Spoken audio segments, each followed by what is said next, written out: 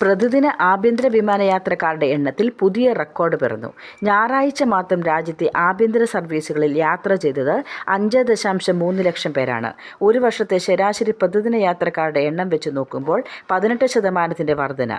പ്രതിദിന ആഭ്യന്തര വിമാനയാത്രക്കാരുടെ എണ്ണം ചരിത്രത്തിൽ ആദ്യമായി 5 ലക്ഷം കടന്നത് കഴിഞ്ഞ നവംബറിലാണ്.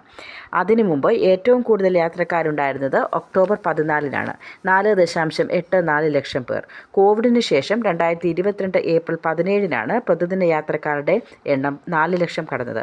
യാത്രക്കാരിൽ 90%-ലേറെയും ഇൻഡിഗോയിലും ടാറ്റ ഗ്രൂപ്പ് എയർലൈൻസിലുമാണ്. Air India, Vistara, Air India Express യാത്ര ചെയ്യുന്നതെന്ന് കണക്കുകൾ ചൂണ്ടിക്കാട്ടുന്നു. കഴിഞ്ഞ വർഷമാകെ രാജ്യത്തെ ആഭ്യന്തര വിമാന റൂട്ടുകളിൽ സഞ്ചരിച്ചത് 16.13 കോടി യാത്രക്കാരാണ്. പ്രതിവർഷ യാത്രക്കാരുടെ എണ്ണത്തിലും ഇത് പുതിയ റെക്കോർഡ് ആയിരുന്നു. ഇതിനനുസരിച്ച് പ്രതിദിനം ശരാശരി 4.42 ലക്ഷം പേർ ആഭ്യന്തര സർവീസുകളിൽ യാത്ര ചെയ്തിട്ടുണ്ട്.